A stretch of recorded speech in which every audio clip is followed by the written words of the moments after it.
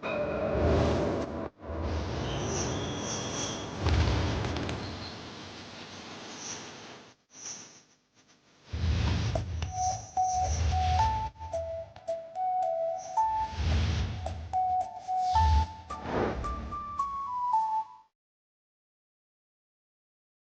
morning, I'm Gretchen Hall. It is a Wednesday, the second day of April, bringing you Morning Matters because your mornings matter. Let's get to the stories that matter today.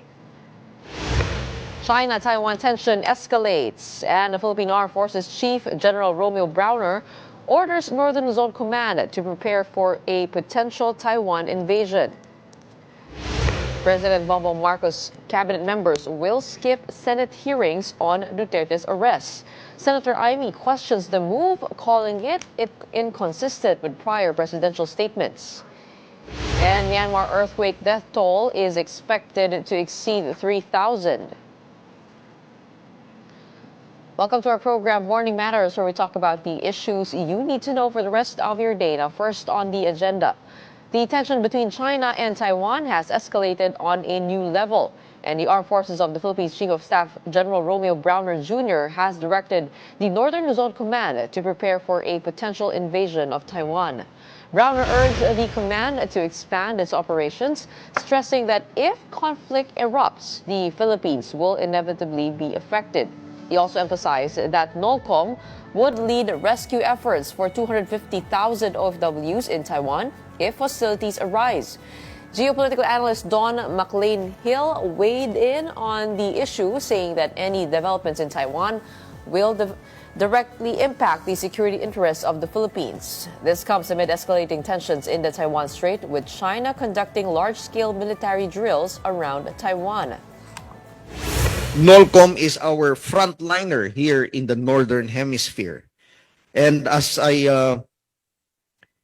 we saw a while ago, in their shift to territorial defense, they have gone a long way already. But let me give you this challenge, this further challenge. Do not be content with securing just the Northern Hemisphere up to Mavulis Island. Start planning for actions in case there is an invasion of Taiwan. Okay? So extend na natin yung sphere of operations natin. By virtue of geography, our treaty alliance with the United States, and of course the presence of over 200,000 OFWs in Taiwan, whatever takes place there would have direct ramifications for our security interests. What the Philippines is doing right now is crucial. What the military is doing is crucial. What the Coast Guard is doing is crucial, and would require more continuity and consistent political will. Because clearly, when we look into China's behavioral pattern, it would not stop from Taiwan, right? It would not stop just by overtaking Taiwan. It would continue as it pushes forward. A petition before the Supreme Court urges Congress to pass a law banning political dynasties. The Isang Bayan Coalition, led by retired Justice Antonio Carpio, filed the petition for certiorari and mandamus along with other advocates. They want the court to order Congress to enact a law within 1 year, in line with Article 2, Section 26 of the Constitution. The petitioners argue that Congress has ignored its constitutional duty by failing to pass an anti-dynasty law for nearly 4 years.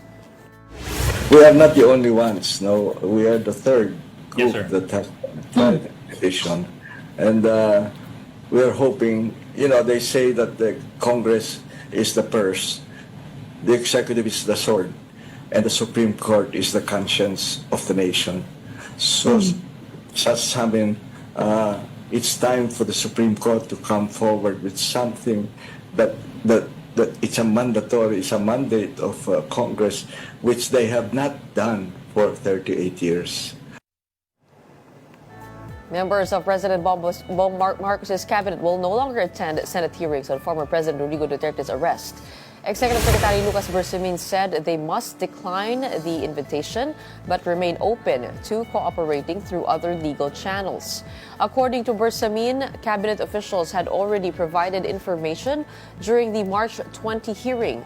Bersamin also noted 4 Supreme Court petitions on Duterte's arrest and warned that further discussions could violate the sub judice rule. Senator Amy called the Senate hearing last March as chair of the Foreign Relations Committee, saying many questions remain unanswered. She expressed surprise over the cabinet's decision, calling it inconsistent with the president's previous statements. Nagulat naman ako. Kaya sabi ko sa kanila, may sulat ako sa kanila, baka naman ma-reconsider nila kasi sayang naman ang pagkakataon, maririnig ng tao kung ano talaga nangyari. Kung nagkamali ako, tatanggapin ko naman at mas maganda yung nagkakaliwanagan kasi pag hindi sumisipot, ang duda ng tao may tinatago. Umaasa pa rin ako dun sa sinabi ni Presidente na hindi daw pagbabawal, pero liwaliwanag ng sulat, bawal. Hindi sila a-attend. Meanwhile, the family of former President Rodrigo Duterte was able to visit him at the ICC detention center. Let's get more details on that from Mon Gualvez, who joins us live from The Hague in Netherlands. So good morning to you, Mon. What's the latest from there? How was the visit of the family of the former president? Hi, Gretchen. Good morning. Yesterday was the first time again after few days na walang bumisita na kamag-anak ni dating Pangulong Rodrigo Duterte sa ICC Detention Center here in The Hague, Netherlands. At first time din na nagkasabay-sabay or nagkasunod-sunod yung mga magkakamag-anak. Una, dumating si Vice President Sara Duterte, and then few minutes after, sumunod naman na dumating si Hanelet Avancenia, ang common law wife ni dating Pangulong Rodrigo Duterte, and then followed by na tumatakbo papasok sa loob ng detention center ang kanyang anak na si Veronica Kitty Duterte. Tumagal din ng halos 2 oras yung kanilang bisita. This is not usual. Mas mahaba ito kumpara sa mga nakalipas na araw. Nung tanungin natin kung bakit ganito kahaba at bakit ganito katagal yung kanilang visit sa loob, nagkaroon daw ng something na hindi nila kontrolado sa loob ng ICC Detention Center na hindi sila ang dahilan. So nagkataon lang na talagang naapektuhan din yung kanilang oras ng visit, kaya naman pinagbigyan sila na humaba yung kanilang stay. Kaya naman bagay na pinagpapasalamat din nila dahil mas naging mahaba nga rin yung kanilang bonding, ika nga. No? During the visit, talaga nagkaroon ng moment na magkakwentuhan at talagang in high spirit, in good spirit daw, according to Kitty, ang kanyang ama na si dating Pangulong Duterte. Plus, dito nga rin sa visit na ito, nagkaroon ng parang at least mas malalim na bonding. Vice President Sara even admitted na, ironically, she is actually thanking the President Bongbong Marcos dahil daw sa nangyaring ito, and mas nagkaroon daw sila ng father-daughter bonding dahil daw mula ng pagkabata niya talagang lumaki siya na busy. Itong si dating Pangulong Duterte in terms of work and in terms of serving the country. So ngayon lang daw sila talaga nagkaroon ng mas mahabang usapan dahil nga during this time nagsabi na rin ng family Duterte na they will not speak about legal matters kay dating Pangulong Duterte except for the lawyers. No? So sila, ang pwede nang nila pag-usapan daw kapag kausap si dating Pangulo ay anything basta hindi legal matters. Isa rito sa mga parang naging kondisyones daw ni Attorney Nicholas Kaufman, ang lead legal counsel ng kampo ni dating Pangulo. Gretchen. Hindi pwede mag-usap ng legal matters dahil ba yan sa surveillance? Kasi parang alam ko, nire-record, no? Yung bawat bisita ng family. I mean, tell us a little bit more about that aspect. How's that going? Oo, una, well, kasi nga parang may allotted time din naman for the legal, for the lawyers na kausap si dating Pangulo Duterte. Plus, gusto talaga nila na kumbaga at least ma-focus yung mga usapin kapag usapang legal sa kanyang mga abogado lamang at saka iniiwasan na magsalita ang mga kamag-anak na tungkol nga daw sa proseso ng itinatakbo ng kaso para hindi din naman daw sila magkaiba-iba technically ng kanilang mga sinasabi. So when we ask actually Vice President Sara Duterte if what's the update with regard to the interim release of the former president, she actually admitted na wala siyang idea how will that go, no? Yung pinaka pagpapalaya pansamantala or pagpapauwi sa Pilipinas kay dating Pangulo. So she leave it up to Attorney Kaufman, pero ang sinasabi nga niya, kung siya daw talaga tatanungin, alam niya na magiging delikado for her father na umuwi sa Pilipinas. Pero at the end of the day, the client, yung pang masusunod, no? At ang gusto ng client, makauwi sa Pilipinas, particular sa Davao City. Gretchen. Yesterday, you said that they were in the finishing touches of the forming the legal team. Did the VP Sara give an update on that? Yes, actually, we also asked that, no? At isa yan daw sa hinahantay din naman talaga ni VP Sara dito sa The Hague na makumpleto yung documents. Ibig sabihin, yung documents na magko-confirm sa ICC, sa mga legal team na makukumpleto at mabubuo nga dito sa kampo ng mga Duterte. At she admitted as well na hindi pa kompleto, hindi pa tapos yung legal team ng Duterte camp, pero hindi na niya binanggit no, kung ilan at kung sino pa ang mga inaantay, lalo't ang nag-aasikaso daw nito ay si Attorney Kaufman. Tinanong din natin kung si Attorney Harry Roque ba, the former presidential spokesperson, will be part of the said team. Hindi na niya ma-confirm dahil it will be up to Attorney Kaufman plus his father, her father, kung makakasama nga ba si Attorney Roque dito sa kampo nila. Okay, it's been 3 weeks that the Vice President has been there, has been spending time there. Did she give any word on when she will be returning, and also family members that are up to replace her there? Sabi niya mag-ronda sila. Yes, parang magre-reliebo, no, or magro-ronda nga yung nabanggit mo, ang family members, particularly yung mga magkakapatid. Yung pag-uwi ni Vice President Sara, she didn't give confirmation on what specific date she will go back to the Philippines, pero ang sinasabi nga niya, iniintay pa rin kasi niya yung dokumento para nga siguro makumpleto muna itong legal team ng kanilang kampo.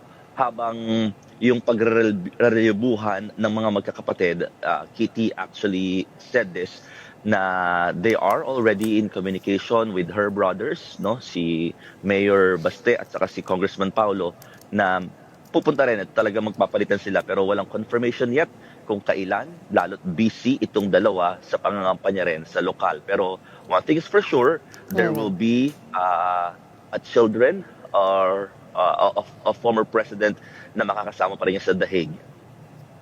Pag nakita po natin yung video sa na piniplay, no, mukhang magkasama si Sara, VP Sara, at saka si Kitty Duterte. Is that correct? Were they able to get inside all together? We do know that there is some sort of animosity, or there might have been some animosity between VP Sara and also Hanilet Avancenia. So, magkakasama sila talaga pumasok doon? Oo, actually we are also surprised na magkakasunod sila pumasok pero magkakasama na silang lumabas. During the interview, ayan nakikita ninyo, no, magkatabi talaga si Sara, si VP Sara rather, at saka si Kitty na humarap sa media. At saka sinasabi din ni VP Sara na hindi lang daw father-daughter bonding ang pinakanabuo dito, kundi nagkaroon din sila ng mas mahabang communication and bonding as well with her sister, one and only sister na si Kitty. Nakaroon no, dahil isa doon sa mga napag-usapan doon, yung pagkakaroon ng boyfriend ni Kitty, at ang biro pa nga ni dating Pangulong Duterte, mukhang kailangan ko talaga umuwi ng Pilipinas para makilala yung boyfriend na yan. Pero again, these are somehow jokes between among the families, pero yun, isa yung sa mga shinare nila na talaga mas naging bonding nila while inside the detention center. Gretchen. Mon, kamusta naman yung mga yung pro-human rights groups? Are they still around? Any updates when it comes to their end of things? Oo, yung mga kabilang side, talagang they are after na kontrahin na kaagad, no, yung mga plano ng Duterte camp in terms of filing a motion for interim release, dahil nga they fear for their safety, dahil they believe kung sakali makakabalik ng Pilipinas ang dating Pangulo, it might affect, no, yung kanilang security, magkaroon doon ng mas matinding at least parang yung emotional challenge at the same time sa mga magkakamag-anak ng mga biktima rather, dahil they still believe na makapangyarihan pa rin ma-influensya, as they quote it, ang Duterte family, kaya ayaw nila na makabalik siya sa Pilipinas at harapin itong kaso here in The Hague dahil naniniwala sila that crimes against humanity is an international crime that should be should be heard here in The Hague. Well, while we're waiting for developments on the legal side, we are seeing a series of family reunions over there. Thank you so much, Bon Gualvez, for bringing that piece of news to us. We have him reporting live from The Hague in Netherlands. Maraming salamat. In other news, hundreds of environmental volunteers and conservationists gathered for a solidarity walk on the first day of the Masungi Nature Defense Camp. The solidarity walk and the tying of small bells on the grounds of Masungi Geo Reserve were a response to the 15-day eviction notice issued by the Department of Environment and Natural Resources. The eviction notice threatens decades of conservation efforts and endangers the homes of the indigenous Dumagat Remontado people. They also called on President Bongbong Marcos and DENR to engage in constructive dialogue to reach a fair resolution for conservation efforts. Alam mo, buhay namin yan. Kaya mawawala na rin ang tribo. Wala kami titiran, di kami sanay sa sinasabing kabayanan. Di namin alam ang buhay doon. Ang buhay talaga namin sa bundok. Kaya namin mabuhay doon. Marami dong libre. Tubig libre, pagkain. Sa mga gamot namin. Hindi namin binibili yun.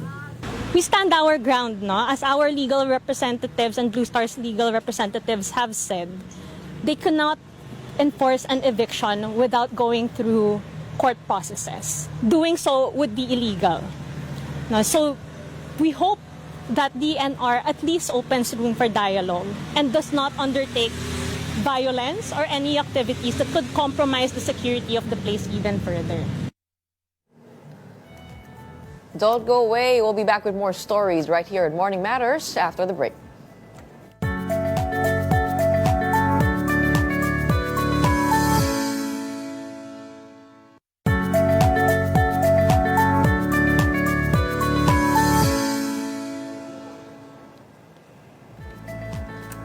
Good morning, I'm Gretchen Ho, and this is Morning Matters.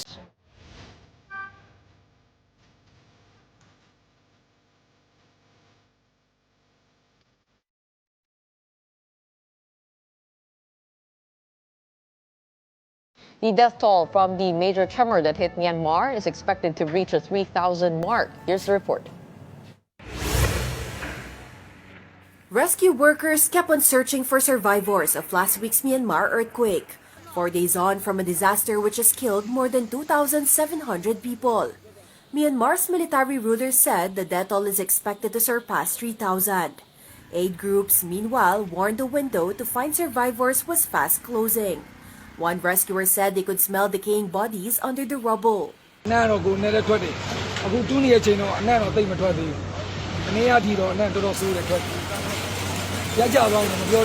The United Nations Refugee Agency, UNHCR, was shipping in aid supplies to 25,000 earthquake survivors in Myanmar.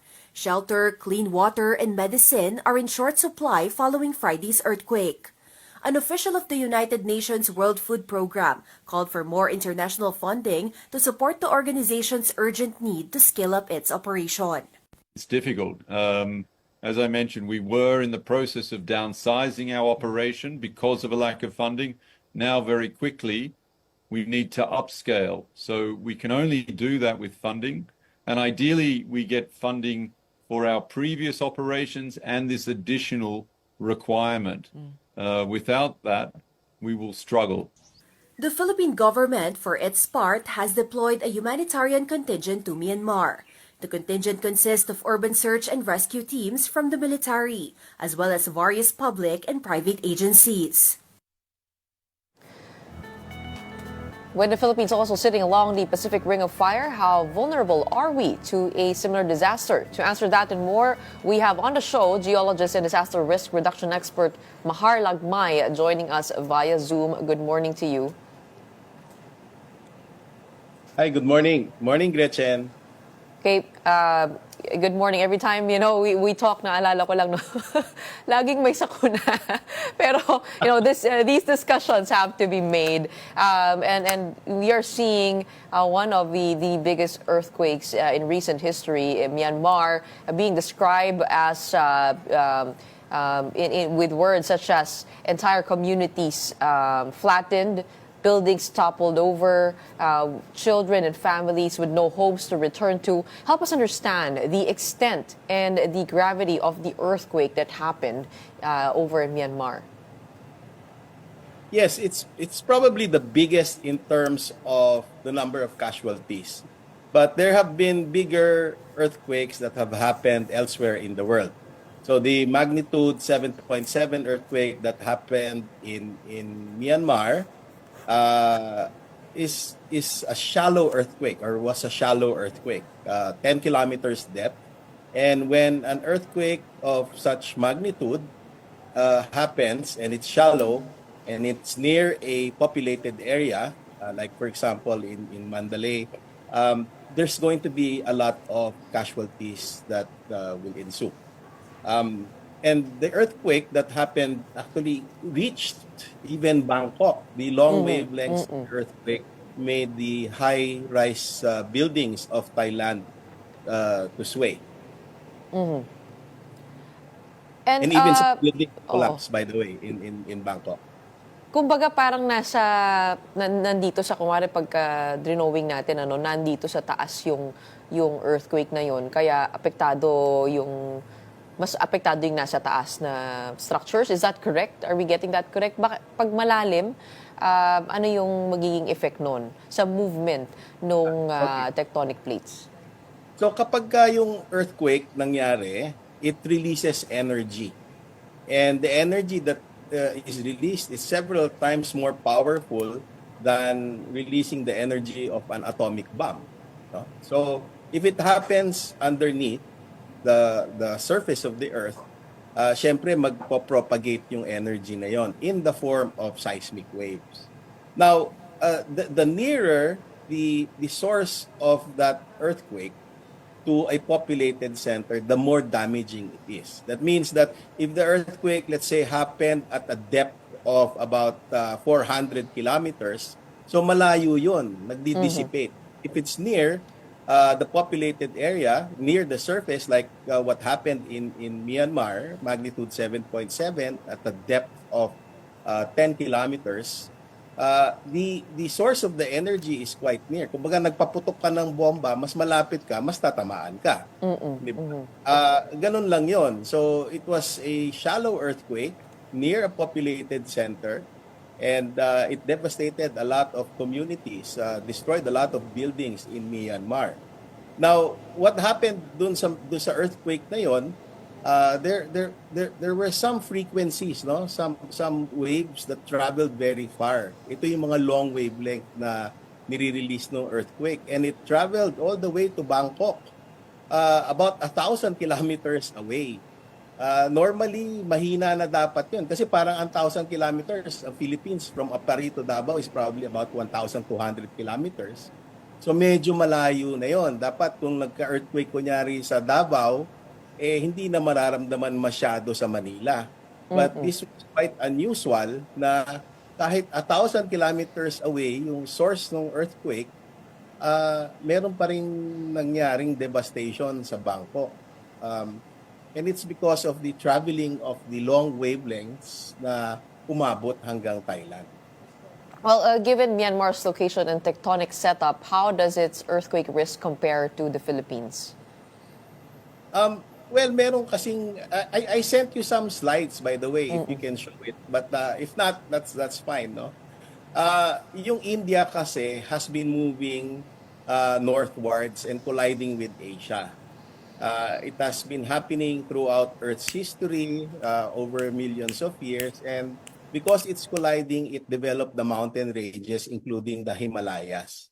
The continued push of India and collision with Asia has generated stresses, and they get released along faults. Yung Sagaing Fault, which is the fault responsible for the earthquake, continues to move, no? And when it moved, it released that energy. In the Philippines, we also have numerous faults like the Sagaing Fault. Uh, the biggest one, for example, is the Philippine Fault, which is about 1,200 kilometers long. And we have a lot of other faults. Similar to Sagaing, when these faults move, they release earthquakes. They release energy in the form of earthquakes, no? Pagka nangyari yon and these earthquakes have ground shaking that can affect buildings, when a lot of buildings collapse, especially in populated areas, then the devastation can be bad, really, really bad. Sa Metro Manila, we're waiting for the big one. Sinasabi nila that in the first few minutes, 35,000 people will die. Maybe that has increased already because that's an old study. But in terms of movement, the presence of faults, yung Myanmar has that Sagaing Fault, which is one of the most dangerous faults in the world. And we have faults here in the country that are also considered as extremely dangerous faults, that when they move, they can cause a lot of damage. Okay, so yung nangyari sa Myanmar, hindi pa yan yung parang big one nila. Am I getting that correct? I mean, because it is a shallow earthquake. And also, pangalawa, go ahead. Yung Sagaing Fault since 1906 has moved 10 times na more than magnitude 6.5. No? Pag sinabi naman na big one, ibig sabihin nun, meron siyang energy na marirelease kapag gumalaw yung fault.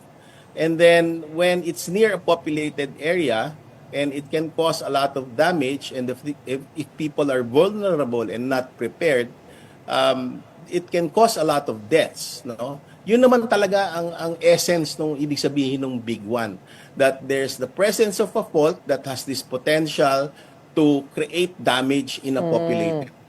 That's the essence of calling a fault and an event, no, that is generated by movement of that fault, creating an earthquake that is extremely damaging. Wait, could it be also that Myanmar's building code doesn't hold up to par? That's why it had this extensive damage? I haven't read the building code of Myanmar, no? But I'm suspecting na ayun nga, perhaps if the building code was very good, no, up to par with international standards, it could have minimized the number of collapsed buildings and deaths. But the fault was really near the populated area. The rupture was 200 kilometers long, if I'm not mistaken, from what I read. There were a lot of aftershocks. It was shallow, and magnitude 7.7 is quite a large earthquake, no, releasing a lot of energy. So we would expect a lot of damage there in the area of especially Mandalay in that area. Well, that is something that we have to live with and have to prepare for. Well, we hope the rescue efforts will be quick because as we are seeing in the news, the window seems to be closing. Medyo there are people buried underneath the rubble. But relating that to the Philippines, based on what you're seeing, how prepared are we? I mean, we've been talking about this year after year. Pag may nangyayaring earthquake, here in the Philippines or abroad, laging na bring up the big one. Are people adjusting already? Have we adjusted our own standards? Well, compared to 10 years ago, or maybe 2 decades ago, nakikita ko na talaga naman nagpe-prepare tayo, and the government is really putting a lot of effort in prevention and mitigation as well as preparedness. There are updates to the implementing rules and regulations of the building code.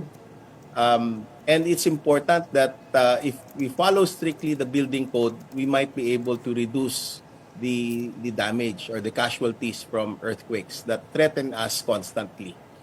Tuloy-tuloy lang, no? We are doing more preparedness measures, but again, the more effort that we put into it, the better our chances to survive. Yung photos na pinadala nyo, mukhang ito nahugot na namin, ano? I mean, ito yung mga mapa na sinasabi mo.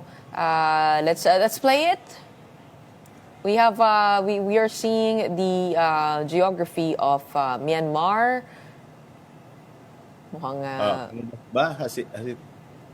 I still can't see. There you go. Okay. hindi pa ayan yan. So go ahead. Yeah, okay, that image was from Myanmar, no? What you're seeing here is the area of Mandalay where the epicenter is located, no? Nakikita niyo yung yellow and you can see the red dots on the left panel. That's the series of earthquakes. The big circle is the main earthquake, followed by several aftershocks. And daming aftershocks. And you can see that it's very near a populated area. And the fact that it was shallow means that the source or the hypocenter, the source of the energy was very near. Now, I was talking about India colliding with China. You can see the movement of India through time several million years ago. And I think about 10 million years ago, it collided and it formed the mountain ranges, including the Himalayas. No? That's where the mountain range is.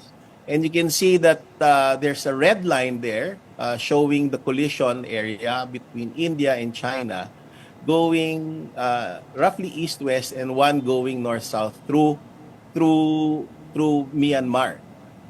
And you can see a circle there, which is the epicenter, which is close to the Sagaing Fault. And the movement of the Sagaing Fault was because of the collision of India and Eurasia. Now, throughout several millions of years, or hundreds of years even, because of the movement, stress is being accumulated, and that stress needs to be released. And when it's released, it's in the form of what we call as an earthquake. The energy is very, very large. It's equivalent to the detonation of several Hiroshima atomic bombs. Okay, based on what you're seeing here in the Philippines in the recent seismic activity, do you see any risk of a major earthquake hitting the Philippines soon? We're under constant threat from earthquakes. We should prepare. Volks is saying that the Marikina Valley Fault has been moving several times for the past hundreds of years, and we are to expect movement soon. No? If the Marikina Valley Fault or the Valley Fault system moves, then Metro Manila is under threat because the energy or the magnitude of the earthquake that is expected is magnitude 7.2. That's quite large, and if it's going to be shallow and if it's going to be near Metro Manila, then we have to really prepare, and that is what we call as the big one. Ang payo ko lang ay sana sundin yung building code kasi the building code can mitigate the damage from that expected earthquake. And there are a lot of other faults that can move. These faults, no matter how far, based on the experience of what happened dito sa Myanmar affecting Thailand, no? Even if it's 1,000 kilometers away yung source ng earthquake, that means that we have to prepare for faults other than the Valley Fault system or the Marikina Valley Fault system. If you are an individual, I mean, it does seem that this is over your head. I mean, talking about building codes, talking about looking into that. Paano kaya, kung ako ay nakatira sa lumang condominium, what can I do? Should I bring it up with management to check that out? Parang it does leave me a little bit helpless if it comes down to building codes. Your thoughts on that? Yeah, normally, meron naman mga permits yung mga buildings from each city sa Metro Manila. No? And that is monitored by the Office of the Building Official. look for the permits if they have the permits on a yearly basis, and they should be complying with the building code. No? So minomonitor naman yan. Yung building code is supervised by the DPWH and is monitored by the LGU through the Office of the Building Official. So please look for those permits and look for the assessment of each building, and if it needs retrofitting, then suggest that it be retrofitted according to building standards. The big one involves the Marikina fault, right? I mean, the farther that I go from that, is it always safer? Puntahan din natin yung because you recently launched a new app for Project NOAA.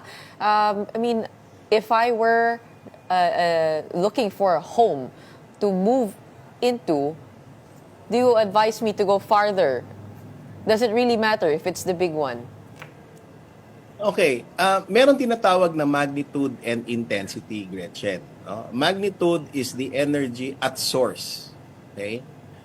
Yung intensity naman is what is felt after the earthquake, no? Or during the earthquake. So parang ilaw lang yan. It's like the bulb, no? Meron tayong 100 watts, meron tayong 200 watts, meron tayong 50 watts. Yun yung katumbas ng energy. The farther you go away from the bulb, no, the lit bulb, the less the intensity is. Okay. So, mas malayo ka doon sa source nung possible source nung earthquake, mas mahina ang mas mararamdaman mo. But within Metro Manila, nakikita ko doon sa mga studies na even if you're within mas malayo ka, for example, 1.5 or more kilometers from the Valley Fault System, yung effects nun in terms of intensity would be the same kung nanggaling yung earthquake sa Marikina Fault, no? Pag within Quezon City. Pero of course merong variations depende kung ano yung nasa ilalim, if it's adobe or if it's loose sand and gravel. Like for example, if you're living in near the coastal areas of Manila. So doon nagkakaiba-iba, no? Yun ang importanteng malaman. But again, it all boils down to a structure na kapag tinayo, dapat wala on top of the fault. And two, it can withstand ground shaking. And yung pag-withstand ng ground shaking na yon is actually the concern of the building code. So if you follow the building code, you have better chances of that building not collapsing. Okay, you have a new app, as I mentioned.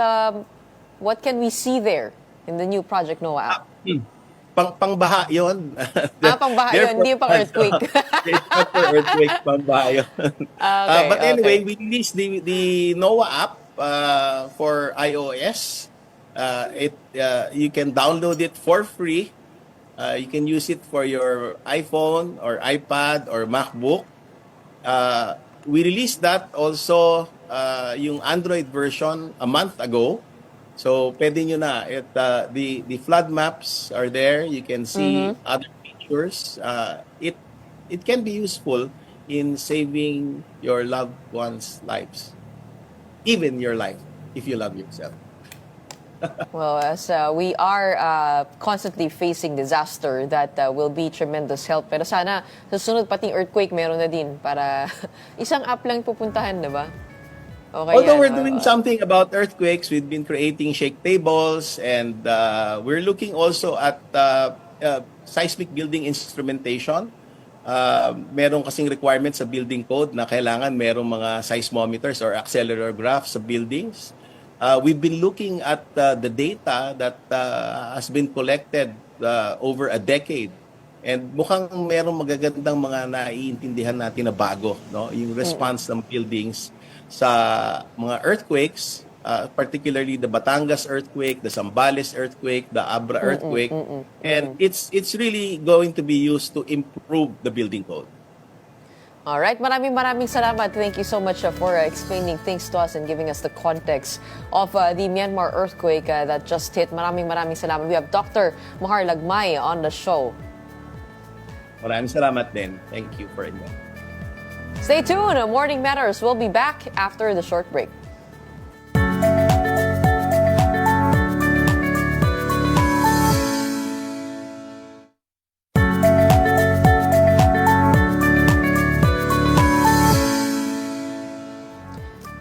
Welcome back. You're watching Morning Matters. I'm Gretchen Ho.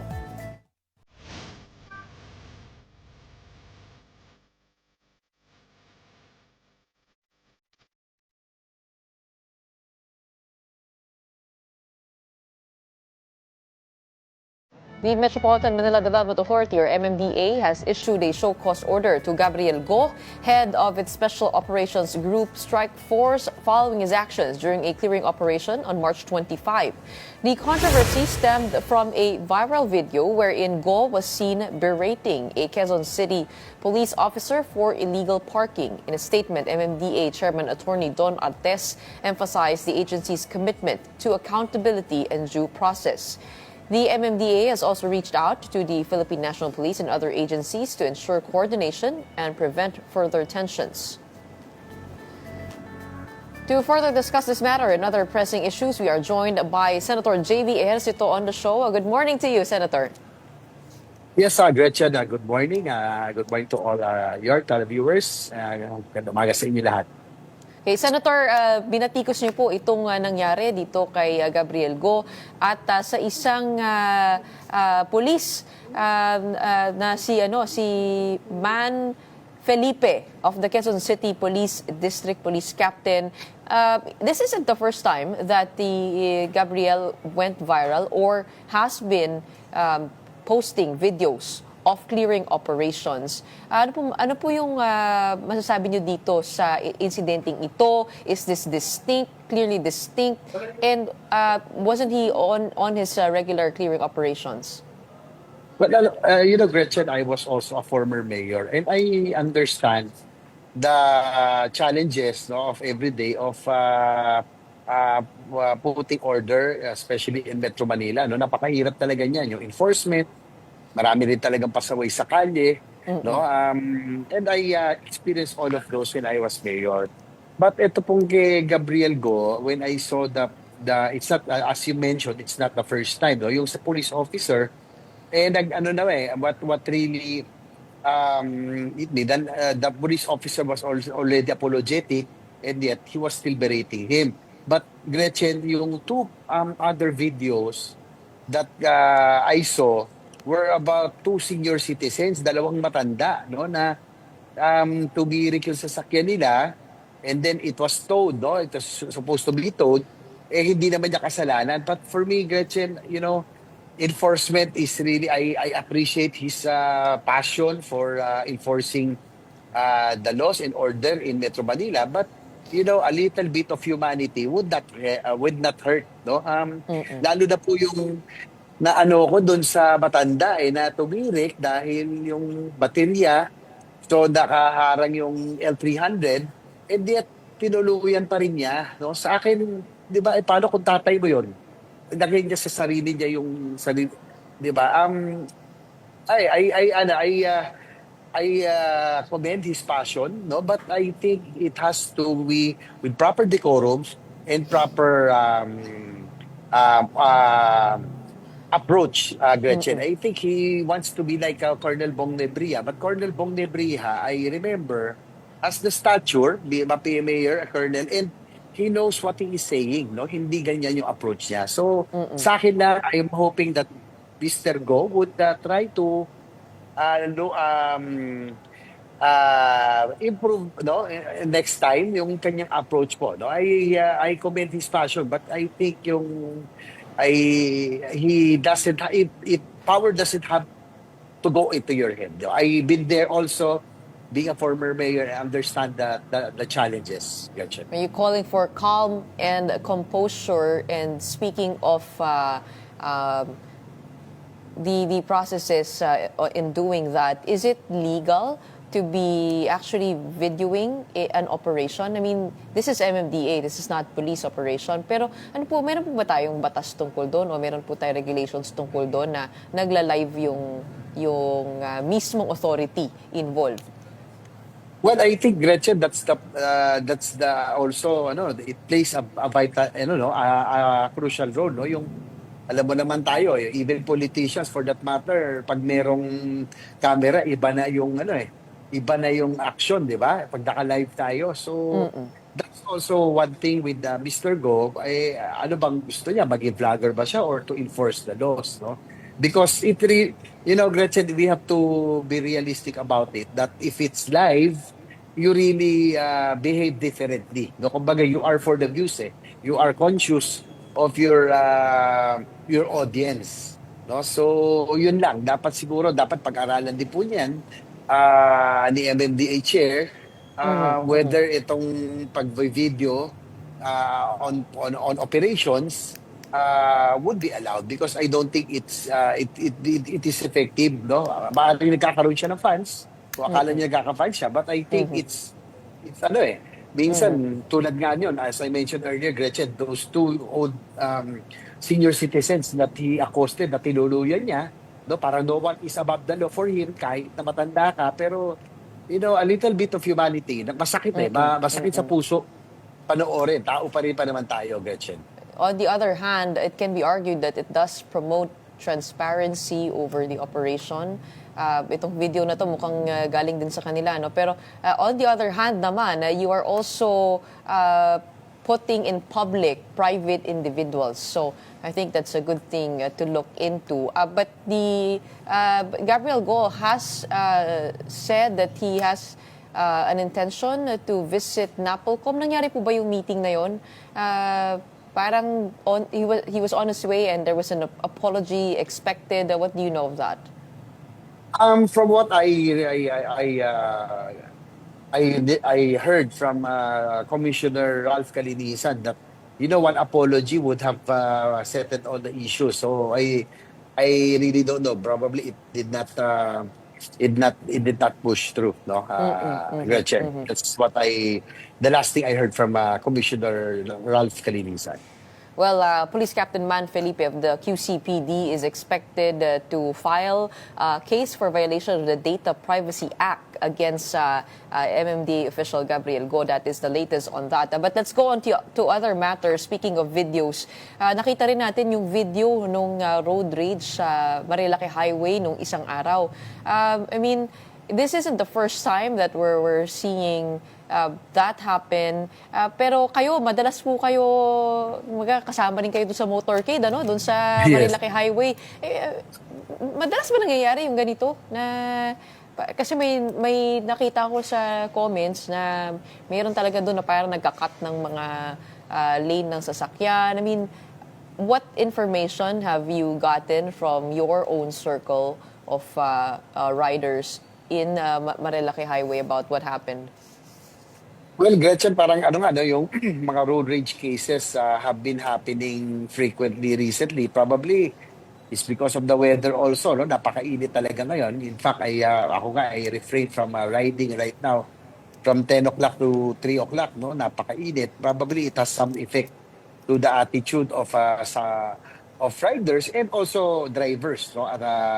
So hindi lang naman riders, no? Pati yung drivers din. So ang sa akin lang payo ko, being a rider myself, I drive also, being a cyclist myself, a little bit of patience, no? Yung kumbaga, hinga na malalim muna bago gumawa na, it will, kasi kung pairali natin yung init na ulo, it will lead to further problems, no? And itong video that you're talking about, the shooting incident, unfortunately, nagkaroon na shooting incident of the guy who was driving a Fortuner. Parang it's just a simple, nagkatama kaya, Gretchen, nagkagitan lang yan.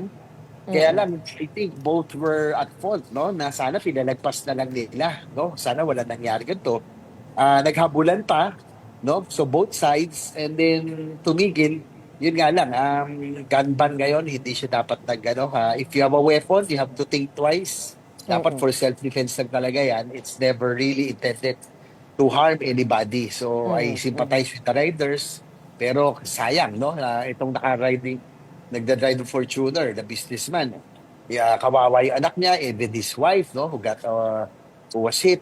So, a little bit of patience is needed, especially at this time, Gretchen. No?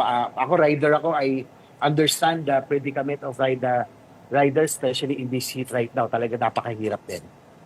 Actually, nakapagtataka yan kasi pag dinadaanan natin yung lugar na yan, malawak yan. So, walang masyadong traffic along that bend. Pagkatapos ng buso-buso, masarap nga mag-ride dyan no? So, nakapagtataka talaga bakit nagkagit-gitan pa dito. But do you think we have enough teeth in the law to actually stop these events from happening? Yung ganyan na...